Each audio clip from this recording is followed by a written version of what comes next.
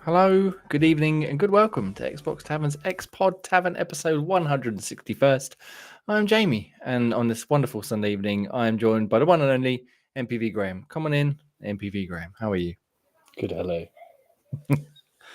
Lovely to see you. Well, let's not hold it up. Say his name, and he shall appear. Scottish Gruff Ross. Hello. It's insane how the whole Joe Henry thing has just gone absolutely mental across everywhere. No, you can't sort of escape it now. And I still find myself listening to the song every other day. Why would you not, man? That guitar riff is fucking epic. Oh, so good. I've showed it to my youngest daughter yesterday. And I saw her earlier on today, and she had these headphones on. She's standing there, and she's like,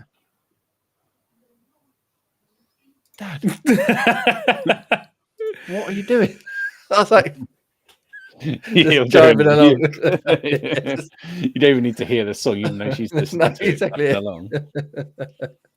Oh dear. Anyway, thank you very much for joining us on this Joe Henry Appreciation Podcast, also known as the Xbox Tavern's X-Pod Tavern, which record each and every Sunday at 8 p.m. Ish. We're on various places, including youtube.com/Xbox Tavern Official, where you are right now. Hopefully, if you are, hello, say, drop a comment if you'd like to. That'd be wonderful. Or various other places as well, which Ross will allude to later on. Gentlemen, we had a bit of a comeback last week after 6 weeks off of various bits and pieces, Euros and holidays and Project Game Pass streams and stuff. We're back with a vengeance. I feel like we can skip over Project Game Pass this week because I haven't played it. I doubt either of you have. No. And we haven't really got any more to say. So if you want to see our thoughts on Project Game Pass game, which is Human Fall Flat for the month of July, go and watch the beginning of last week's episode. We had a great time playing it. There's also the live stream, which is up on YouTube. It was about 2 hours long, was it? I think we said. Yeah, about an hour and a half, I think I seen when I went. Various levels. It was lots of fun, lots of banter, lots of aggression, and lots of Graham's rear end being violated in all sorts of ways, mainly by that man down there, old Scottish Gruff Ross. But yeah, so you guys are going to pick another game. I'm not going to be here for a few weeks after tonight, so feel free, you guys pick a game, play amongst yourselves, and then share with everybody what you're going to pick. I look forward to watching or /listening / joining in from a few thousand miles away while I'm eating lots of American style food in America. Lovely. Your boneless buffalo wings that are now going to have bones in them. And Yeah, still exactly. be classed as boneless. Still classed as boneless, yeah, absolutely. That's the way forward. There's lots of shenanigans going on over there at the minute. I feel like boneless wings is probably the least of their worries. But we'll that's for another discussion of another day, another time. Let's get into what we've been playing, shall we? Yeah. What we've been playing, and I feel like we need to get this out of the way because we could also pair it with one of the news stories. I suppose you two have both been playing Flint-locked, A Siege of Dawn, or Siege of Dawn, not Ace. And so this is a sort of like Souls style. Souls-like. Yeah. Action game. I played a demo. It wasn't terrible, but I haven't even been interested to play the actual game since it came to Game Pass a few weeks ago. So between the pair of you, fill your boots. Tell us all about Flint-locked, Siege of Dawn. Oh, you go first, Guru. Yeah, I wanted to try this out because the trailers did look pretty impressive with it. Not always massively into Souls-like games, but the combination of like sword and gun action, which only really tells part of the story. Inside, there's bloody magic action as well with bloody gods helping you out. Yes, there is. Oh, what have we done here, Jay? Oh! Here we go. So adding the janky trailer in. So yeah, I mean, I just wanted to see if I could get into it, see how it kind of fares, and because I've tried out some in the past, being sort of Wulong, and so to say, the jury's still kind of out on this. I mean, the story's wacky as anything anyway, but I'm sure it will sort of be a bit more clear as you go through. But in short, you were trying to kill the gods because their gods are basically killed your family in the past, and then you have a little god that's helping you fight the gods. And that's pretty much what I've got to so far. Gods for days, eh? Yeah. And it's just, I mean, with Souls, the only thing you kind of have to get right is usually the combat. And I'm not sure they've got it kind of right on this one. I mean, don't get me wrong, I quite like the kind of the fact you can throw in a bit of gun action with this bit. It's kind of the leveler, and it's not none of those you've got infinite bullets kind of thing. You have to sort of melee attack to refill your gun, if that makes any kind of sense to you. But yeah, I struggle with the player lock like it's showing on there, because as you kind of go to the side, it kind of moves kind of away from the enemy at the same time. So if you keep trying to attack whilst you're moving, you keep hitting to the side of them and not actually hitting them. And not only that, as you hit them, it's not like there's like a reaction or stagger. Their animation just carries on, and they'll sort of, their hitting animation will start even if you get close and give them a quick cheap pop and run. So you can't just use that technique of hit and run, because they'll just keep on with their sort of their animation anyway. So if you try and going in, like get behind them, sneakily pummel them, they'll just turn and complete their sort of animation and hit you anyway. And I haven't quite worked out the timing, because there's always a counteract sort of timing, a counter-attack time that you have to hit at just the perfect time for it to sort of stagger them so you can get a sort of a bigger attack on. And they've given you a nice glowing red if you know the red attack means you can't block it, so you have to shoot them to kind of knock them off balance for that kind of attack, or get the hell out of dodge by pressing your dodge button. But the dodge button kind of is a bit weird trying to get out of the way, because it doesn't always get out of the way. But my main annoyance is they don't have to kind of hit you to hurt you. Some of their kind of animation, they'll do a big old sweep that you can clearly see is nowhere near you, but it still hits you because you're in the kind of the hit area rather than them aiming at you. So they don't have to fully aim at you to hit you, and that's the bit that kind of got on my nerves a little bit. But is it like you saying, like in the trailer there, where they find like the arc attacks in, or is it just their general attacks that are it's just a bit wider than you'd think? Well, every enemy's kind of different, but I don't like the fact that even if they don't look like they visually hit you, they still can't be hitting you. Yeah. Okay. And obviously, because it's Souls-like kind of thing, you only take a couple of hits and then your sort of health has been completely kind of dropped down. I mean, this trailer is not, all this bit of footage is not doing it massively justice, because they've got a load more skills. They can zoom down their gun, which I can't do yet, and they've got 6 potions and you only start with 2. Yeah. So this is a bit further into the game.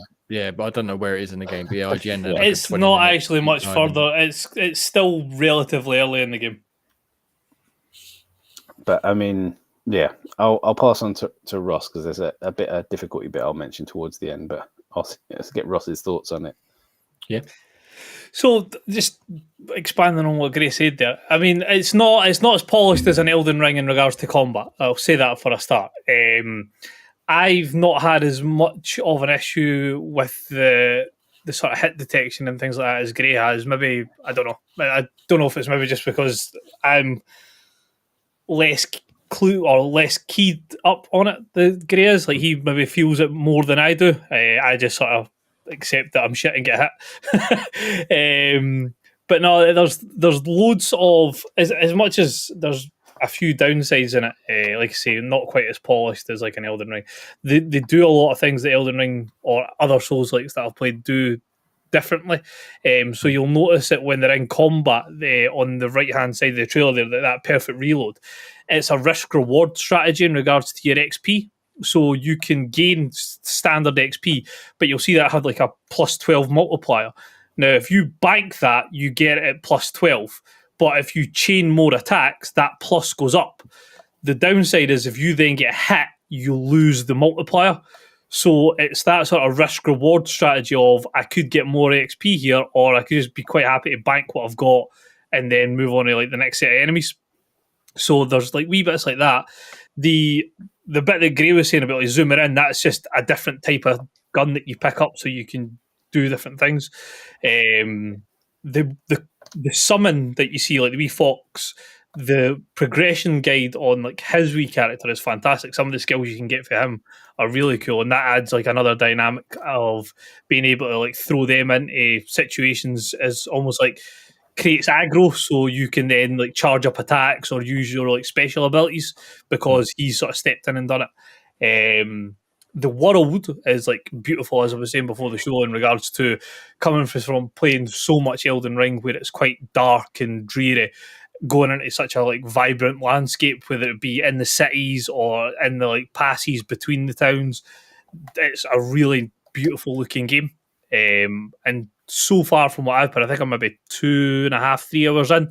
I'm loving it. I think it's probably going to break into my top 5 for game of the year if the story holds true and goes the way it's been starting. Nice. So we've got sort of almost sort of not opposite ends of the spectrum there, but Ross seems to be enjoying it way more than Graham, although obviously you're much earlier than he is, so you've still got time to get into it. You were saying about the fox dude. Is that someone you can have with you all the time? Yeah, he's always there. Yeah, he's always there. He's like, apart from like the very first opening tutorial, but he's then there after the tutorial. Yeah, like a less annoying version of Navi. Hey, listen. Yeah, he doesn't talk as much, and when he does, he's easily drowned out. Fair enough. And he has a purpose as well. He does do things to enemies. He has, and he can actually hit like a fucking tank as well. So nice. Well, great. You said you had something about the pod. difficulty in terms of hitting like a tank. What were you wanting to get to? Well, because as it is Souls-like, it has the usual kind of thing. If you die, all the experience you've accumulated up until that point dies with you, and you have to go back and pick it back up to kind of collect it. And same as the other annoying part of it, wherever you are in the game, you go back to a checkpoint, which couldn't be up. I mean, annoyingly, mine was about 2 minutes behind, but every time you have to go back, fight the same 2-3 enemies before you get back to that kind of semi-boss kind of fight to be able to fight them again. And then obviously, if you don't beat them again, then you have to keep rinse and repeating that. And that's obviously the biggest kind of bane of most kind of Souls game. Can get tedious if you can't do that piece. Yeah. And so just because I wanted to see what the game was like, I kind of put it down to easy mode just to see how much difference that made. And yeah, they kind of went way over the top with the sort of making it easier. It's just, you can just turn it into a kind of a hack and slash in a way. Whereas that boss, sort of, if he hits you with a red attack, it only takes about 2 of them and then you're dead. He hit me with about 3 or 4 of them, and I only sort of lost about less than a quarter of my health. So it really sort of dumbs it down and makes it accessible in a way. But was that easy from? Sorry, was that to easy from normal or to easy from hard? Easy from normal. So it was literally one step down. Yeah, I said. A bit more balancing would have been better. Yeah, I think these things could have done with them way more staggered. You could probably have about 6 or 7 different levels in the games like this, just to sort of ease people into it. And because if you keep dying so much, I think what they could have done, it's not that hard of a mechanic to think of, is just have tiers where if you keep dying, then just knocks you down a peg, so it gets a little bit easier to sort of get yourself back into sort of grips with the game. Then as it gets too easy again, it starts ramping it back up again, like progressive difficulty. Yeah. Nothing worse than doing the same thing over and over again, not getting anywhere better. And all you're doing, eventually you're just going to go, well, fuck this. I can't get past this bit. I'm done. Yeah.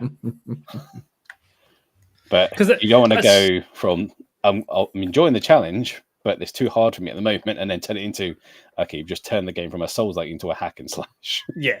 I mean, I'm trying to think, what way would you describe the world? Because it is fairly linear. Yeah, I'd say you can only really go kind of one way. Yeah, well, you can go multiple ways of the same way, but there's fuck all else there. Yeah, the land does open up. Like when you click in the map, like the map is quite considerable. So you're not like just going from A to B. You can just go from A to B, but there is like various ways to shoot off around it. But there's not like various ways to get to the same place. Yeah. So it's like it's not open world. It's not linear. It's like a slight hybrid of both. Yeah. There's like areas you can branch off to, but you have to then return to like center to head towards like your main objective. Yeah.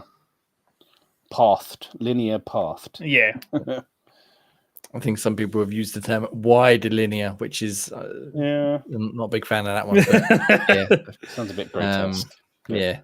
But yeah, path linear is probably a pretty good way. Yeah. Hashtag path linear. Let's get a new one going. Path linear. Yeah, that's more accurate anyway. Fair enough. So you both going to stick with it for a while? Graham, you going to drag it through? Ross, I'll definitely complete it. I'll wait until I get a few more powers and then knock it back to normal and see if it balances it out a little bit more. But I'm keen to sort of see where it goes. Fair enough. And Ross, you said you're sticking with it. Yeah, no, I'll definitely complete it once I get sort of. Ooh, arrogance. Well, I will definitely attempt to complete it. I will stick at it to play it. I'm not going to be like it's not for me because I am genuinely really enjoying it. So Fair enough. Very nice, very nice. So, like I said, it's not my cup of tea at all. I didn't mind a demo, but I've no interest. Obviously, I could check it out at some point, but realistically, it's probably not going to happen. But obviously, you guys enjoyed it. A lot of people playing it because of Game Pass, but there's obviously an interesting controversy. I will put it rather than a big one around Flintlock and their handling of achievements. Now, before we get into it, I mean, we've had a sort of a bit of a discussion in our private sort of Xbox Tavern WhatsApp group that we've got where we chat amongst ourselves about news and stuff. And I thought it'd be interesting to see whether anyone actually got into the discussion. And turns out there's a camp over here and there's a camp over here, and I'm sort of somewhere more towards this side, but not necessarily. There's a Venn diagram of camps, Jay. Yeah. You've got those that care about achievements, those that don't care about achievements, and those that care enough but don't want it too difficult. I don't care about achievements. I care about the integrity of the game, as in what it is and what it should be then represented in regards to playing it. All right, so let's explain what's going on, and then we can get into it a little bit. Because, like I said, I'm definitely of the Venn diagram where I don't care enough to really get upset, but I just thought it was an interesting way of doing it. So, as Graham said, he knocked the game down to, is it called story mode or is it easy? Easy, but it kind of tells you to, as in it's a story. It's for just playing the story. Okay, so if you knock it down to that at any point throughout the game, whether you start or whether, like Graham did, you knock it down because you're struggling a bit with one or two of the bosses, whatever you get a message come up saying you will no longer be able to earn any achievements in the game, and even if you knock the difficulty back up after the fact, you still don't get to earn any achievements at all. I first saw this on a Twitter post. I forget the name. I probably should have looked it up, but I mean, it's been, I've seen so many people comment on it. So some people are saying, I'll just give the broad scope devil's advocate argument, and then we can get into Shitebag, not to commit to anything argument. So no, I'll commit to something. I just want to give the grand overall view first, and then we'll get into it properly. So either it's good because it means achievements actually mean something. It's bad because people of all different skill levels might want to collect achievements, and there's a lot of achievements in there that aren't necessarily skill based. So it's not just beating the game or beating bosses. It's collecting 10 feathers or leveling up 2 guns or something that doesn't really equate to difficulty. And then, like Graham said, there's the ones in the middle, the other side that I don't care. Like delete all achievements as far as I'm concerned. It makes no difference to me. So I'm more on the side of it seems a bit of a shitty thing to do for people who like achievements. Like I said, I don't care one way or the other about achievements, but if you like them, I don't see why you should be restricted from getting all of them. I could understand if, like Ian was saying in our chat, like if you have beat the game on hard or beat all the bosses on at least normal or something like that, because that's specific to that particular achievement, basically. Whereas, like I said, if you're collecting 10 feathers or if you're upgrading 2 guns or even just completing the levels, what difference does it make whether you do it on easy or hard or medium, what have you? And if you want to collect achievements, but you don't necessarily have the facilities, for example, if you've got some sort of disability or some sort of impairment, which means you can't play like, people who are able-bodied like we are, we don't have any issues in terms of playing games in a more traditional way. You know what I mean? We're not ones sitting there, struggling to use our hands or our feet or our eyes or anything like that. You know what I mean? And that's what I think some of the people in our group were getting at. It sort of excludes them almost because they physically can't do it, but they might still like to collect achievements. I feel like that's a very small overlap, but I can see what the point. Ross, Graham, stop me from waffling. Tell me your thoughts on this. What do you think about Flintlock looking at achievements on easy mode? Yeah, no, it's not. They're not the first ones to do it. It's happened on other games as well. Usually, even the Bethesda games, if you put like a cheat or a hack mode on, that disables achievements. If you in some other games, if you change the difficulty mid playthrough, that suspends all achievements. So they're no by means the first ones to do it. It's I feel just like cheats is different though, because you are actively trying to break the game there, whereas just Yeah. knocking the difficulty down is something that everybody does, or everybody can do anyway. But my argument is obviously the achievements don't mean anything to anyone unless you're serving them for a purpose. Like Ian does it for competitions where there's rewards at the end of it by getting them more. There, it serves a purpose. Outside of that, very, very little purpose other than a kind of a dick swinging score saying my score's bigger than yours. But that we didn't even do that when it first started. No one really cared. So I think they've kind of lost their way. You can't just sort of pick on this game for saying you can't earn achievements on easy mode when you've got games like King Kong or just crap where you just get achievements just by playing the levels. You can't have that both ways. It's sort of they're never going to be consistent. I just think the achievements are kind of lost their way. I thought if they used them savvily, achievements can be used by the game designers to make sure people explore the game. If you say, make sure you use every weapon once, use every bit of magic once, so that way you're exploring the whole game. It's like these guys spent ages designing the bloody thing. You want to make sure that that the player accesses every area. So go to all places that exist in the game. Use every weapon that exists in the game. Use all the magic that exists in the game. Something that forces you to explore the whole game. Fine. Collecting, shooting 300 pigeons can go fuck itself. No one's doing. No, that's not fun for anyone. But that's what I mean. But that's not exploring the game. That's just playing Where's Wally in a game of Grand Theft Auto. Just busy work in it, just collectible busy work, which, like you said, doesn't really serve any purpose other than to say, I've done it now. But that's what they use to extend the life of a game. Achievements are there sort of as life extending, whereas I feel like they should be there to sort of fully explore the game for everything that it's worth. So people put their hours and life into designing parts of the game that some people will just never see. The achievement could be an encouragement to see that bit that people missed out on. Yeah. So I just and that I think is definitely, like you said, it was how they started. There was lots of games that encouraged people to use all the weapons, use all the cars, use all try the maps, try different powers, blah blah blah. Whereas now, like you said, it's just there's 1000G here. It's either going to be stupidly easy or stupidly hard. But we're not going to do it anyway because you love to collect achievements. I'm really struggling to try and be on the opposite side to Ian and that, because I don't care. I just don't care. But I can understand the argument for why it's a bit of a shitty thing to do if you're into that sort of thing. It's the only argument of that Ian made that has any kind of justification is the fact that they think with that website Gamer-Score, whatever it is, they qualify the difficulty of the achievement, where it could be get a kill streak in Halo or online. That's not the easiest thing to do. You have to have some level of skill to be able to achieve something like that. So getting that kind of achievement, there is a kind of sense of purpose to do that, like completing a game on kind of expert difficulty, hardcore kind of mode, just to prove a point that I that good at the game, I can do that. So I can get those kind of achievements as well. So maybe they should separate them into exploratory achievements and, actual achievements. Yeah. Well, yeah. And again, that's what I was kind of getting at with it doesn't matter what difficulty you're playing. If you collect 10 bobbins, what difference does it make? Again, every time I say this, I'm like, but why would you do that anyway? But that's not the point. I'm trying to be on the other side of the argument for a balance sake.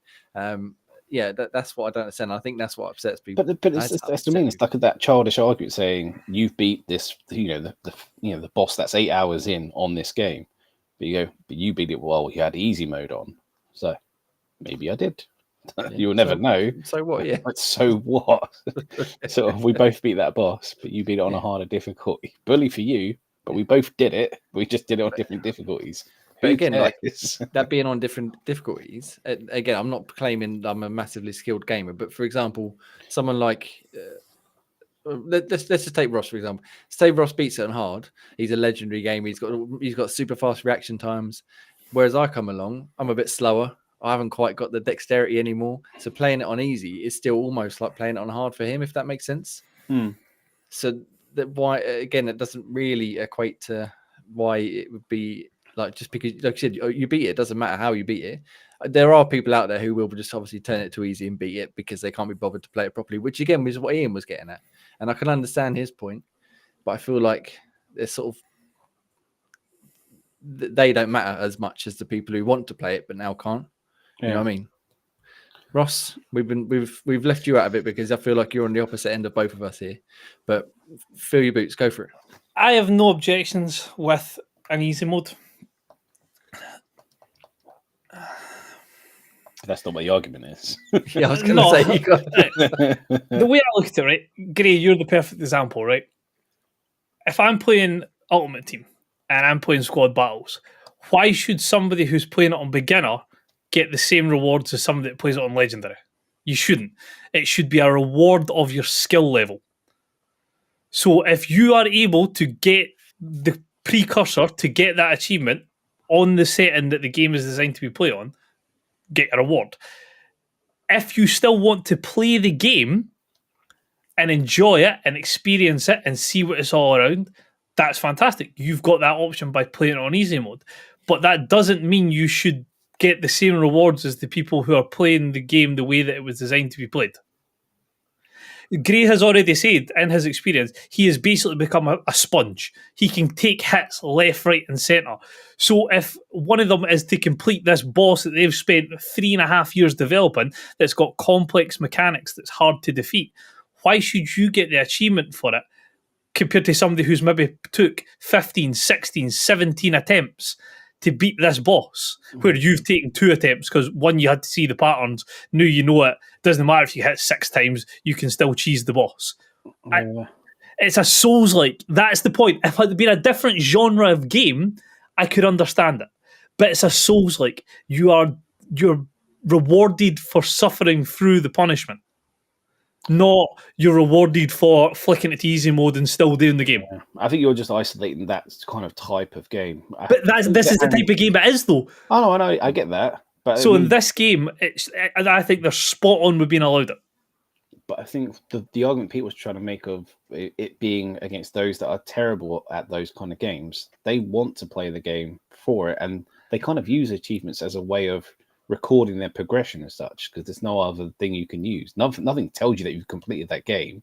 I was shambolic at Souls-like. Tried Dark Souls, useless at it. Tried Bloodborne, useless at it. I tried Elden Ring, useless at it. But I stuck at it, and I got better, and I learned mechanics, and I learned attack patterns. There was no change in difficulty. I just had to adapt if I wanted to play the game that everybody was so hyped to play. But what if you enjoy those games, but you're just that bad at it that you're never going to progress, or you can only progress on a lower difficulty? Practice. But even if you practice, you don't get better out of it. You do. But again, it's not even just bad. Like I said, if someone physically can't do it properly, with 2 hands, or if they got to resort to using the adaptive controls, stuff like that. But then why are you bothered about achievements then? Why are you not just bothered about being able to enjoy a game? They're using it as a record of progression. And what if they like collecting achievements, but they're not physically able to play it on anything other than easy because for whatever reason it's just not happening. And again, like Grace said, they're using it as a way to record what they're getting, and it doesn't diminish your achievement because at the end of the day they're getting an achievement. They're going, "Oh, cool, I've done it." Yeah, but it doesn't affect you, and you beating it on hard doesn't affect them. Apart from now, it does because now they can't unlock it. You know what I'm saying? It's so weird that you feel like it diminishes your achievement if someone playing it on a lesser difficulty gets the same achievement as you. I just feel like if I'm taking time, and I know we're talking about like extenuating circumstances of people physically not able to do it, and not just a skill issue, but if we're talking the vast majority of people, instead of picking out sort of unique circumstances, why should somebody else get the same sense of achievement or mark of achievement by completing something where they've just been a bullet sponge or a tank thing, just not learning anything and just going headfirst in to bulldoze their way through it? Whereas I've maybe spent 3 or 4 hours in one sitting learning this boss's mechanic. Why? What is that? What is the achievement that they're getting? They're not. They're cheesing the game. Or let's say, for example, even if someone is literally playing it on easy because they've got the skills, they just don't want to play it on hard. What difference does it make? Yeah, but what difference does it make to you that they've unlocked the achievement? Because then it literally doesn't matter. It doesn't matter. It's a principle thing. It diminishes the fact that you've taken the time to learn it. Only to you though. Well, but put it like this, right? So you talk about a game like this on the PC or something like that, or even Fallout, for example, right?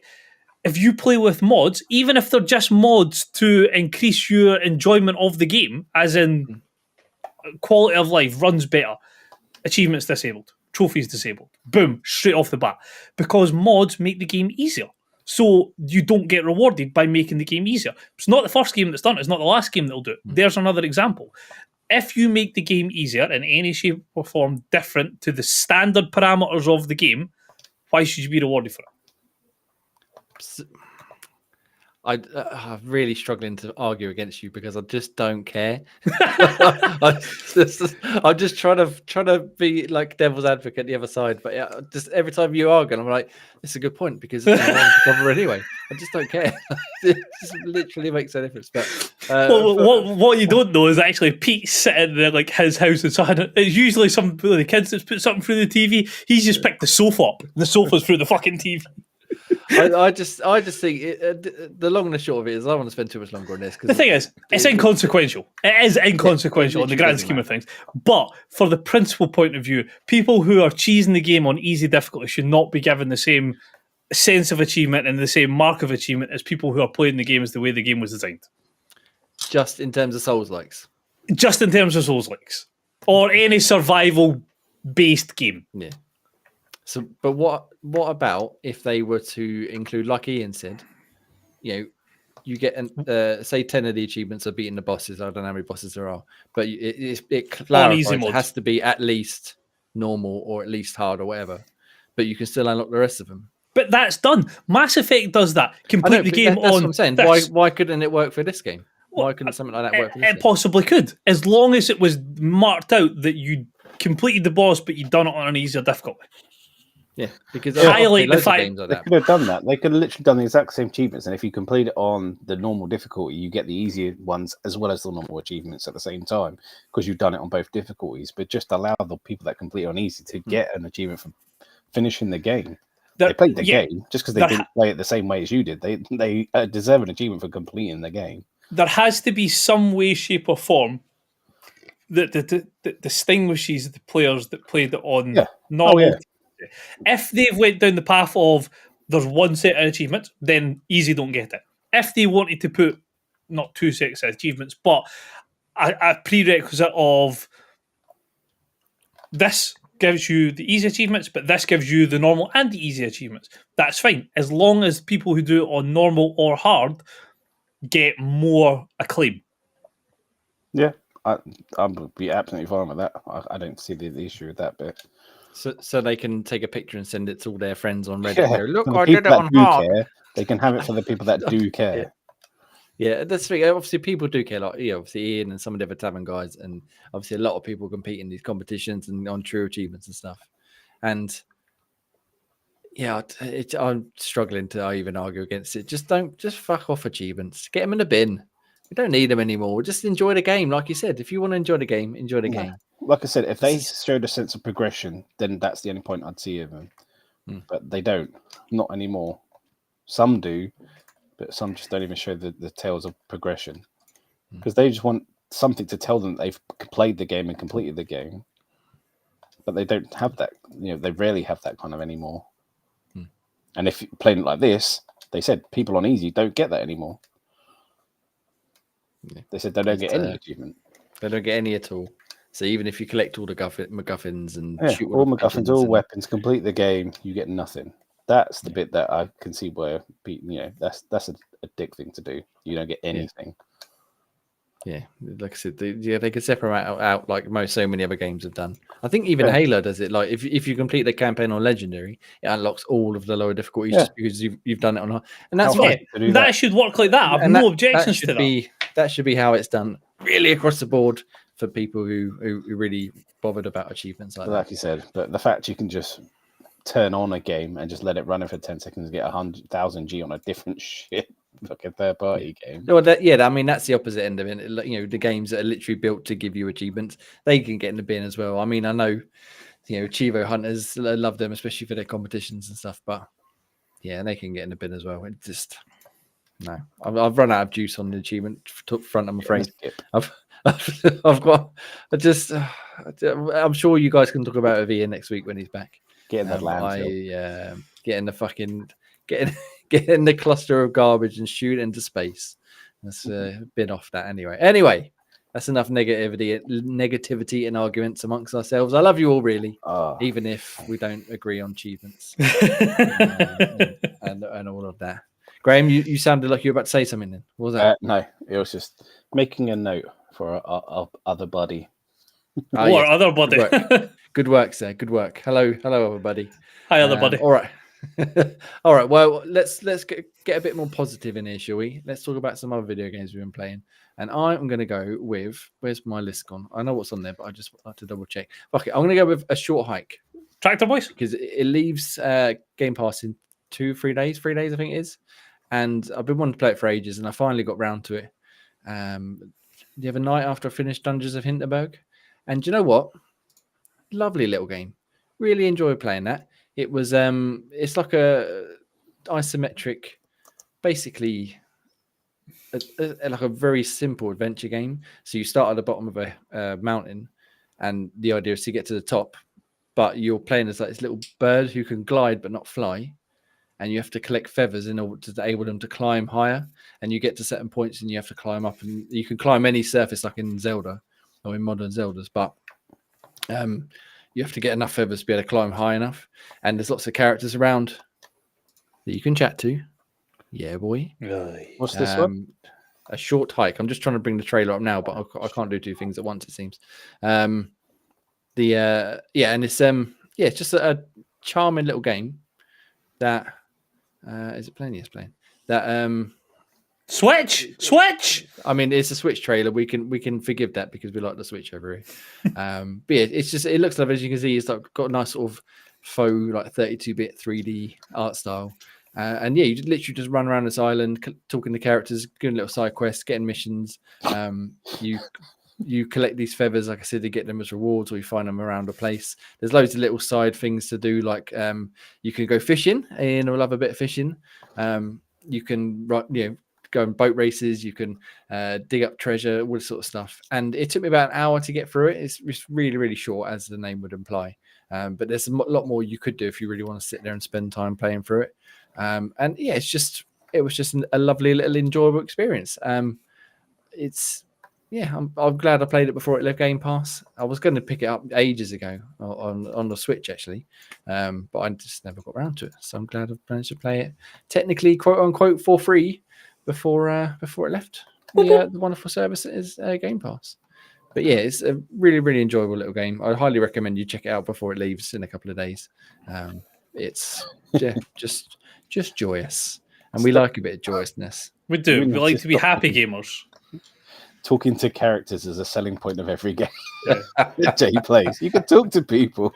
Gee, did you know in Football Manager you get to hold press conferences every week? You can speak to them as many times as you want. I've been doing the I've do a little bit of Tractor Boys, and obviously you can hold like post-match interviews and stuff, can't you? And I've been skipping every single one of them because I'm not interested. I could talk to reporters all day long, but no, I'm not doing this. I'm not doing it. It's talking, Jay. But the more point is, it's just like a mini RPG, basically, just set on the mountain. And once you get to the top, it's not the end of the game. Then you get to come back down and you can finish off any side quests or anything you wanted to do before you go and actually finish the game off properly. But yeah, I loved it. I thought it was a wonderful little time to spend like an hour or so playing that after Dungeons of Hinterberg was finished off the other day. So yeah, Graham, Ross, get it in the Xbox. Get it in the Xbox. Yeah. Get it playing. Oh, I'm happy to give that a shot. Yeah, like I said, it's short, easy, simple, and yeah, just a joy to play. And I love a bit of joy in video games, not like some people. Did you get the achievements, Jay? Do you know what? I don't even know if I don't know what sort of achievements I got. Just realised that the achievements didn't pop because they changed the difficulty. Yeah, they played on easy mode. I don't have them pop up anyway, so I've no idea what I got in it. I'm not even going to bother looking now for you because it makes no difference whatsoever. Right, what other video games we've got? Speaking of which, actually, come on, Graham, tell me about Dungeons of Hinterberg. You said you played a little bit of it. I did. You didn't seem as won over. I did it on your recommendation, and yeah, it was shit. Somewhere in between Jay's excitement and that, yeah. Yeah, I mean, the story was a bit kind of a wacky that no one really kind of indulges the fact that there's you can just visit this location where you can travel to portals where there's monsters and you could use magic. But it's the real world, but it's just people just visit here for a tourism bit. You Yeah, it's know, like a holiday destination, isn't it? You go on just- holiday to go and fight monsters in dungeons. yeah. And it just randomly appeared and it was just fully accepted to be a tourist attraction. So bizarre. So that aside, it's as Jay kind of described it, it's combat's relatively simple enough to get a hold of.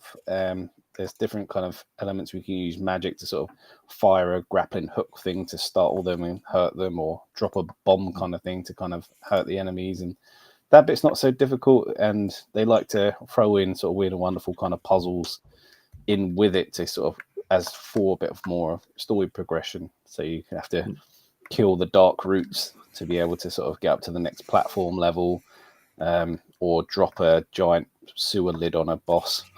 But and the bit I got to was just a horrible minecart experience where you have to hop in a minecart, lean one way or another to get to one spot, kill some of the vines so it opens up some other doors or releases something, or use the bomb bit as a weight to lift something up.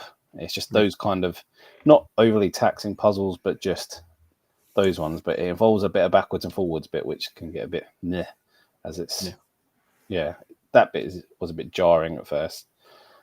But the jury's out on it because the combat's not overly difficult, so you can kind of get you through on that bit. So that bit's not too challenging, but I like puzzles where it's kind of tricky, not relentlessly backwards and forwardsy. But Jay's mentioned that they're not all like that, so I'm willing to give it a bit kind of longer, but it hasn't gripped me to start off with.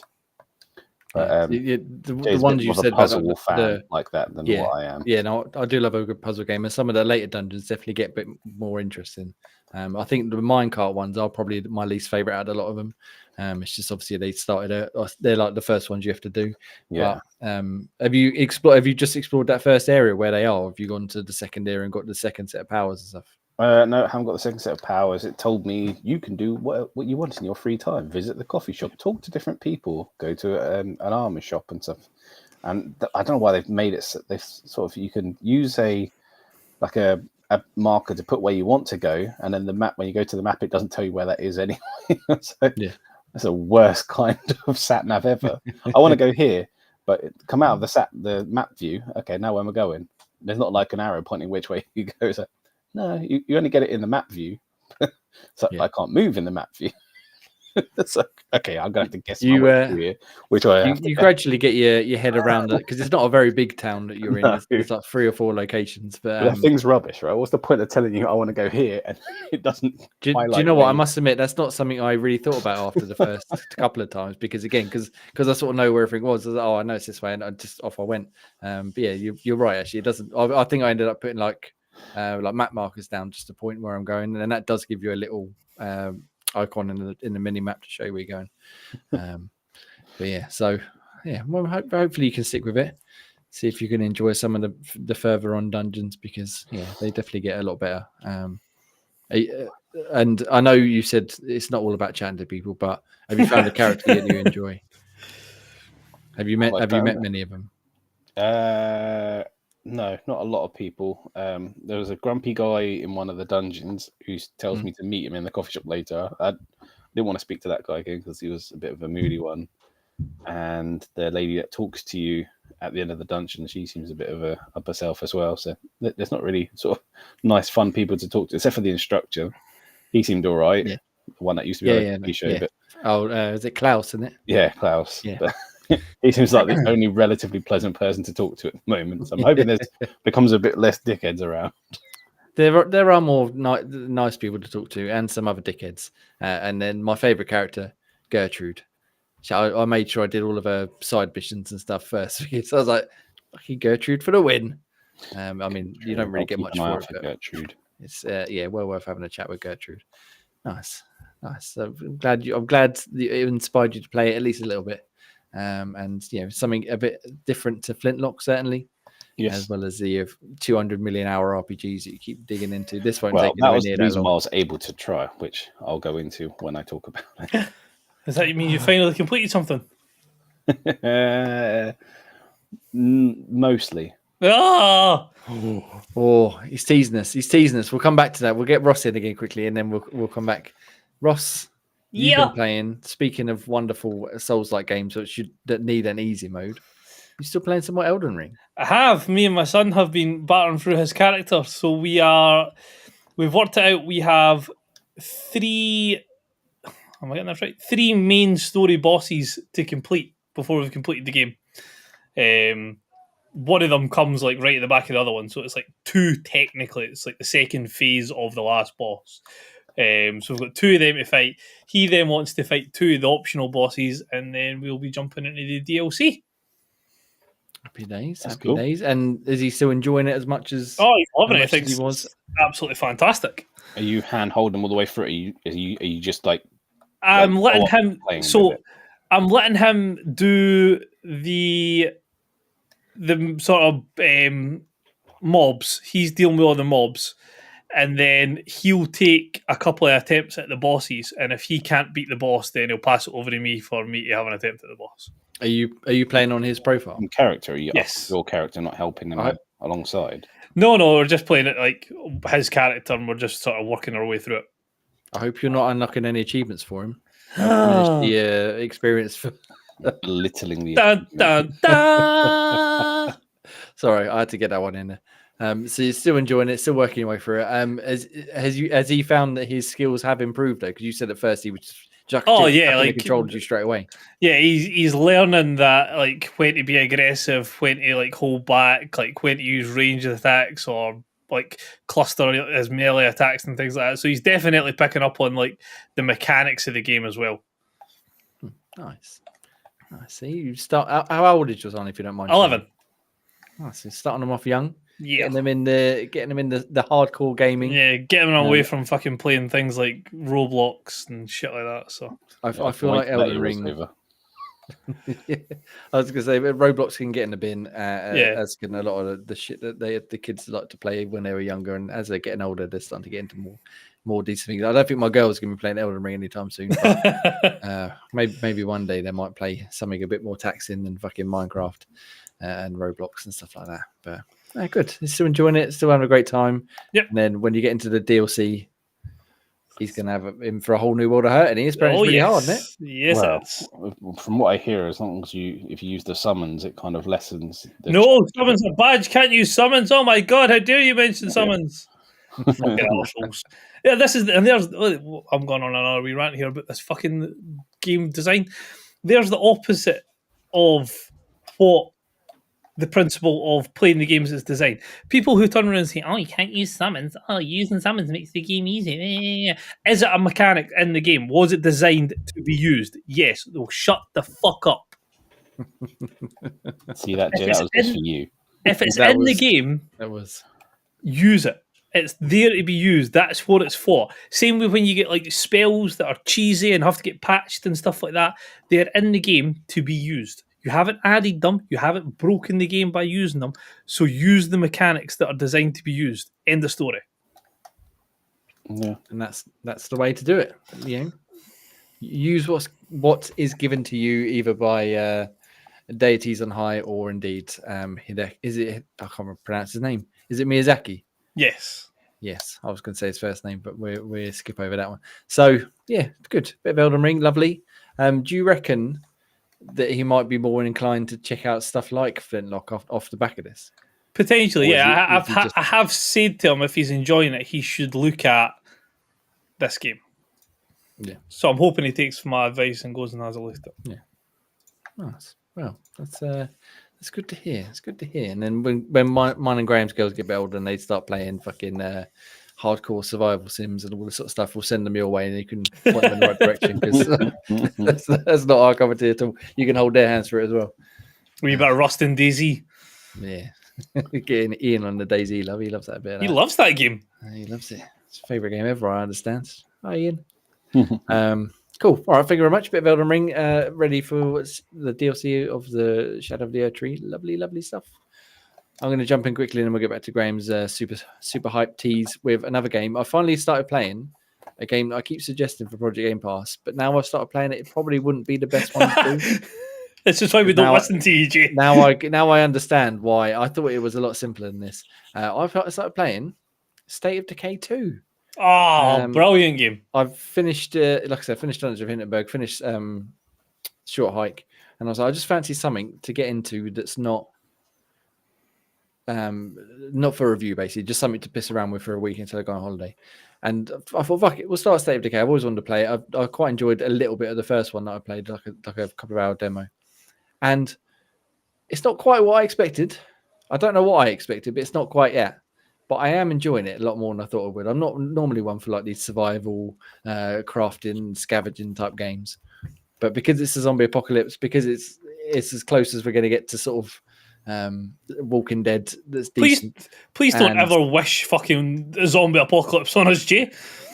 No, I meant in terms of like we haven't got like an open world Walking Dead game. Right, because the way that was phrased was like, because it's as close as we're ever going to get to a zombie apocalypse. So you know, if only there was a real zombie apocalypse, we could experience it in all sorts of joy and wonder. But yeah, so I've enjoyed it. I'm probably about 7 or 8 hours in at this point. The tutorial went on for quite a lot longer than I expected, but now I've been set free and I can go wherever I want and explore. And Graham, you ready? Chat to people I can find along the way. I was worried that you couldn't because they're zombies. Although the conversations are a lot more basic, which is one of the things I think I wasn't quite expecting. I was expecting like a single player, like proper story, where it was like cinematics and all this sort of stuff. Whereas it's almost like Division, where you just rock up and there's a dude standing there going, "They stole my beans." I didn't steal your beans, and you have to choose who you're going to side with something. It's nothing groundbreaking, but then you can recruit new survivors to your cause, and you can upgrade your base and move to new bases and make it bigger and shinier and more lovely. And you have to collect renown, which then lets you unlock other bases or other outposts, which give you bonuses like more food, more fuel, more water, etc., etc. I just unlocked the power station, which is just up the hill from the base I'm at a minute, which took fucking ages to get to. And I also didn't realize you could sell unwanted items to other people for renown. So I was struggling to build up my renown, realized I could do this. And then I sold a shit ton of weapons that I had sitting around, and I got more than enough renown to go and buy the power station in about 2 minutes. So why didn't I do this the first time? Fuck's sake. But yeah, I'm enjoying it quite a lot. I've played it across PC and Xbox. Seamless like save transfers as you'd expect. It looks all right. It plays all right. Again, just swapping the characters I wasn't quite prepared for. I thought you would literally again like have one main character and then you'd have an army of people around you, but you have to swap out. So when you're playing as a character, they eventually get tired and hungry and thirsty and all that sort of gubbins, which I don't normally like. But that means you can then swap to one of the other characters, and then sometimes they have like specific missions just for that person. So you got to do their mission, you come back and swap over to another character and round and round and round. They've all got like specializations they can do. So the leader of my gang is a sheriff, I think she is. And then the other guys are like medics and engineers and stuff like that. And then they allow you to then again expand your base with certain upgrades and parts to it and all that sort of stuff. And it's a lot to take in. And the problem is now, because I'm not going to get to play it for 3 weeks, when I come back off holiday, there's a good chance that I'll start it up and be like, I've no idea what I'm doing. I don't know where I'm going. I've lost the plot completely, and then I'll just sort of fall off of it, which is a bit of a shame. But I will try it when I come back off holiday and see if I can get back into it, because I am enjoying it more than I thought. But also, like I said, it's not quite what I thought at the same time. But yeah, it definitely wouldn't be a good Project Game Pass game because it's so slow. Like we barely get started, and then we're like, all right, it's time to stop the stream now. So yeah, if it was just like World War Z, for example, where you're in and you're just fighting zombies and trying to survive, that'd be different. But it's not. It's a lot more methodical. I can definitely see it would be more fun with more players if you're going to commit to playing through a whole world and stuff on like from start to finish. But playing on my own's been enjoyable enough so far, and yeah. I was glad to finally start it. Ross, you played it now, I'm guessing. Or I have, yes. Did you like play it fully, or did you just do one? No, because again, it's like you say, I think it's one of these games where it would be better in a group. and it was kind of very slow, monotonous, and I think you can offset that by playing it in a group. Yeah. Whereas playing it single, it's like, oh, fuck, and it's like, yeah, I feel like you don't get the full experience playing it single player either. I feel like you it's one of these things where you want to like delegate things to different people. Yeah, that's what I was thinking. There was lots of missions that were like scattered all over the map. Yeah, and it'd be ideal if the four of us were playing whatever, and we could all just go off and do a mission. yeah, I think you can't go it's not fully open world like when you can't go far away from each other, but you could still, I could go to this outpost, you could do that one, we could claim it, scavenge it, come back. Because at the minute I'm sort of going back and forth so much with supplies that I've scavenged. If I had four of us and a companion each, there's so much extra space to chuck stuff in, and then we'll barrel back to the base and drop it off. But yeah, so that's fair enough. Well, maybe we could team up at some point. In a few weeks. Teamwork makes a dream work. And see how we get on. See how far we are compared to each other. Graham, any interest in playing any sort of zombie survival horror? Not survival horror, survival crafting nonsense. As long as it's not Left 4 Dead like, I'm willing to sort of step in and do. Definitely not Left 4 Dead like. Okay. It's more like, and I don't think this is going to sell it to you in any way, shape, or form, but it's more like PUBG with zombies. I suppose like Daisy. I've never played Daisy. Like it's really slow, really methodical. But let me know a few days in advance when you want to play it, so I can load it in. Yeah, there's more to it. Again, the PUBG hatred is ridiculous. It's got very very Division style vibes in terms of the world. Yeah, so Division, you definitely had to play that with others. Stuff playing that by yourself, that'd be a ball fest. I'm enjoying it much more than Division, but willing to do that. Give it a try with you guys. Yeah. Okay, cool. Maybe we can do it again. Don't think Project Game Pass it won't be the most exciting stream we ever do, but it should be enjoyable enough. Anyway, bit of old video games there. Come on, Graham, tell us all about this mystery game that you may or may not have completed. What do you mean? Why is it a mystery game? It's more a mystery. You were like, oh, have I finished it? I don't know. Well, like I said last week, Octopath Traveler 2, I knew it was going to happen, so I was close to the ending. I knew I was going to be close to the ending, but it's never always just an ending. So you do all of the quests for each of them individually. Then there's like extra quests which combine two of them. And then you can do all of that bit, and then there's like a little epilogue bit where you can do the end bit. They have a little chat together. You fight a boss, and that's that is done. He's finished. And then there's what I expected to happen after that little bit. There's an extra kind of gauntlet style boss. So I thought I knew it was coming. Like the first game, like you said, it wasn't a gauntlet boss as it was last time. You fight loads of different bosses up in like a ladder kind of thing. It wasn't like that this time, but it was still a super hard, tough boss that splits your team into two groups. So you're always in a team of 4, and you've got 8 characters all together. So you have to stack your team in a very unique way so you can survive as the 2 4s. And I did it the first time. I just went in how my team kind of was, got absolutely rinsed. That they have it just, the boss is so mean spirited, you just can't get going. A lot of it's about you buff them this way, you give them extra sort of goes to try and boost up their power, so you can give them a super one hard super attack, and you can stun them. Sort of, you build each other up, and you can do super hard hits. Like everything else, all the battles up until that were the cakewalk. Even some of the harder bosses, cakewalk. This end boss, no cakewalk. So it really was a hard setup, and sort of I had like 2 super powered kind of characters, the hunter and the scholar.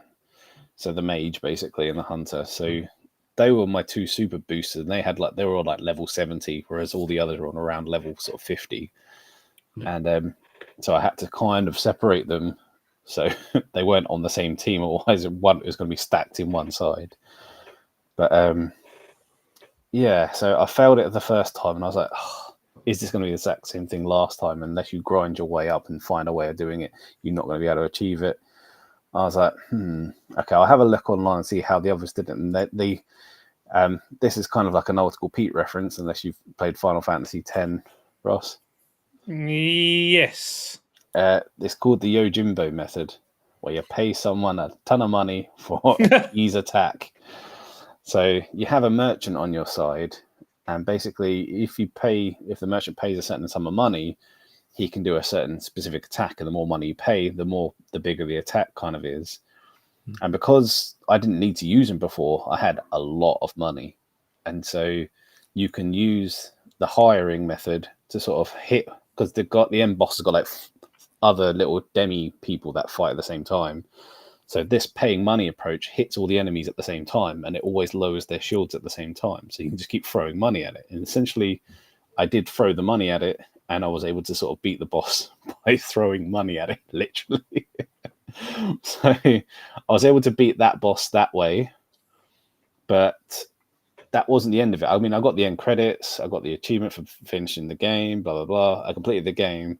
But as I know with this thing, there's never that's never just the end. It's just the end of the main kind of game. There's little extra bits, end game bits that it throws in. Yeah. And so I say completed it sort of, because I definitely completed the main kind of game. But then I found out there's a bit called the Gate of Finis, where there's a super boss at the end of that bit. And I had to look up what level were they? How did they do it? And I've set up my team in the same sort of way as someone mentioned how to do it. Still got absolutely sort of. So I think I'm going to have to sort of super train this to sort of work, because it uses a method I'm not sort of very common with using, because so it involves changing the kind of the strategy on how to do it, but I'm not that fussed enough just to beat this kind of end boss, because it's not fun how you kind of do it. You have to sort of fiddle your way to keep boosting yourself up, just having hanging tough, so they hit you and you go down to 1 health, and then you just keep reviving, you keep healing up, but you have to find a way of hitting everyone at the same time. It's very mean-spirited. It's like a Bane boss and 3 separate ones, and if you kill one of the separate ones, they just respawn. You have to kill all the 3 little ones at the same time so you can hit the main big one. And all the time you're trying to buff your main hard hitter up to try and do that. You have to keep yourself alive at the same time. You can't keep yourself alive without hitting them at the same time. And it's just a mess. It's like so many different strategies you have to deploy at the same time. It's like there's very little reward from this to fight the end kind of boss, other than, as you say, the achievement of being able to do it. But I beat the main boss and what was before the gauntlet boss. So I've done those ones and I'm done. I've completed the game. It's just that I don't have it in me to try and find my way to sort of finish this one. I might give it another go at another time, but I'm a bit burnt out from trying to cheese these kind of bosses. I don't think I could even throw in money is going to help me through this bit. That's fair enough. That's fair enough. So you're done basically for now, except for if you fancy the extra pain and suffering. The extra pain and suffering, basically. Yeah. There's only so much I can do before sort of the fun, the joy out of the game gets sucked out of it. Yeah, you're literally just grinding to do one thing at this point. Yeah, I mean, I wanted to find out how someone else did it, just because using the equipment they used, there's a lot of equipment I didn't have. And I was like, okay, well, how did you get that? And there was like certain chests in certain dungeons I didn't go around and creep in. So I did all that and got all the weapons that I'd never got before. So that was kind of a cool experience, going back and getting those bits. But I'm done as far as I've done what I set out to do. But I didn't fully finish the game, if you put it that way. Yeah, that's fair enough. I think that counts, because those sort of bosses are there for the people, like you said, who want to they don't want to stop playing the game, so they want like one final challenge. Ross, did you ever do the Valkyries in God of War? Oh yeah, I don't know them. Yeah, sorry, I mean, I don't know them. Yeah, that was the same thing for me. Like, I really enjoyed the God of War reboot, and it got to them, and they're like an optional extra, like you were saying, Graham, with this boss. I was like, yeah, I'll give them a go, and I did 1 or 2. And I was like, I'm not enjoying this now. I've finished the game. Sack this off. That's enough. Like, yeah, I was going to circle back. The reason why I mentioned the Final Fantasy X, because that had the same thing as well. The after game, whereas after you can beat the main boss, but there's like the Aeons, the magical characters, and then there's the dark Aeons, the dark magical characters that you can beat. And I think if you beat all of them, there is a hidden super boss as well. I can't remember his name, but there was, it's one of those that even that had a sort of a hideous kind of strategy to try and beat, and it feels like it's almost like a nod to that level of annoyance to try and beat a super boss that you have to kind of fight that way. But it's no desire to try and finish it up. I mean, I might have another crack at another point, but I'm happily trying to experiment with different games before I go back and try and finish Baldur's Gate 3 because I've been putting that off for too long. But I was throwing different games at me to try and trial, so I thought I'll give a taste of those before I get back into that. I genuinely thought that was the game you were talking about. I thought you said, "It's complete Baldur's Gate." Oh, no, he's not. Oh, fuck. I feel like this is like the fourth week. Obviously, we had a few weeks off, but the fourth episode in a row where you've gone, I'm going to beat this game, then I'm getting back to Baldur's Gate. And then next week, you're like, I played 3 other games. Now I'm going to get back to Baldur's Gate. Well, I can't play it during the day because there's a bit much sort of suspicious language. It's not kid friendly, so I can only really play it in the evenings. And then evenings are now sort of taken with watching certain things. We've been watching the Fallout series, so there's certain things that there's not the time to play those bits. I have to play more sort of kid friendly-ish games, so there's no disturbing going on. Yeah. Well, a short hike will fill the job nicely there for an hour. Exactly. That's why those other games aren't too grotesque or doesn't involve a certain language, so I can get away with those ones. Well, maybe by the time I'm back from my holiday, you might have finished beating Baldur's Gate 3. I'll be going on holiday myself in a few weeks, so maybe. Well, maybe. That'll be the first question I ask you when I come back. I'll make sure of it. Graham, have you finished? Yeah. All right, nice. Well, excellent. Well, a bit of Octopath Traveler is done and dusted on Game Pass now. I think most of the games we're talking about were on Game Pass this week. Obviously, not Elden Ring, but the rest of them, I think they all are, which is a nice way to use our wonderful subscriptions. Speaking of wonderful subscriptions, Ross, it's time. It's an hour and 7 minutes in, and I haven't been plugged yet. So plug me away, sir. You're ignoring my Football Manager. Oh, you bastard! Could have had a perfect segue that is included in Game Pass as well. It is including Game Pass as well, but nobody cares about Football Manager. So go on, if you want to tell me about Football Manager, you can. You fucking damn right, I'm telling you about it. I've got something to celebrate, so you're fucking right, I'm telling you about it. We are coming into the business end of the season. We are in February. League is tight at the top. There is 2 points in it. Bristol City and Brighton have just literally 7:54 this evening played each other in the league at Blackrock Stadium, and it was a barn burner. It looked very exciting. It was outstanding. Brighton looked the more comfortable team. 2-1, they were leading quite comfortably, and then an 87th minute equaliser by Bristol City threatened to break Brighton hearts, but step up the Spanish sensation Christian Lopez with a 91st minute winner for Brighton, which again closed the gap to 2 points. After that game, we also had a Carabao Cup fixture, the Carabao Cup final, Bristol City v Brighton again, and again it was a belter. Bristol City were trailing 4-1 in the 80th minute. Sorry, the 78th minute, and managed to somehow bring it back to 4 each. Then into extra time, and a 108th minute winner by David Ayala for Bristol City. For Brighton, secured them their first ever League Cup trophy. Never won it in the whole save, so back-to-back wins against Bristol City. Would not have put any sort of money on that bet. And then an FA Cup victory against Liverpool just recently as well. So the season is progressing like all roads lead to Bristol City or Brighton doing a clean sweep, or not a clean sweep, but certainly in the final of all the big tournaments by the looks of it. They both look unbeatable in the league. They've avoided each other in the cups up until the final of the Carabao. So long may that continue. We can get a wee Champions League and FA Cup double-header finale at the end of the season. There we go, Chick. And that's why you didn't skip it. Exactly. That's yes. All I have to say to that is yes. Do I get an achievement for listening to or is that too easy? You have to He had it on easy mode. He didn't go on and make it. You have to go on and actually like participate in the video that was up for the Champions League final and tell me where the game was won. I will do that immediately. Yes. All right, excellent. There's your weekly Football Manager update. Do you know what? While I'm away, I'm going to be checking in, and if I don't hear a Football Manager update each and every week while I'm not here, I'm going to save 3 weeks worth of Football Manager while chat I'm not here, until you get back. We're going to have full breakdown analysis of the end of the season, pre-season, the start of next season, all just for you coming back. There's going to be like, do you want to talk about Football Manager? Nah, Jay's not here this week. Nah, we'll see. Yeah. We'll wait. No! I've taken a note of it. It's fine. Don't worry. We'll save it till Jay comes back. All right. Well, don't save me pluggles, please, because I need some good plug-in right now. Go for it. I can do that for you. Since you were courteous enough to mention my Football Manager game, I'll let you have a nice plug.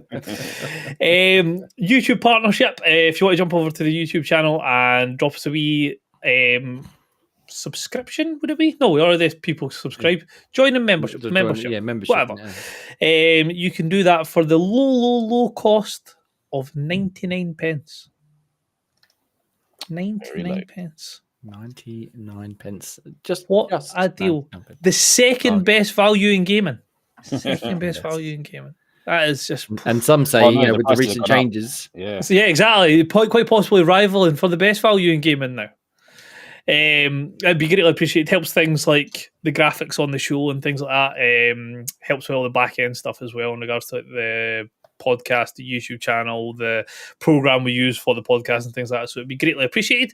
Apple and Spotify podcasts, if you jump over there, leave us a wee review and a wee 5 stars, that would be greatly appreciated as well.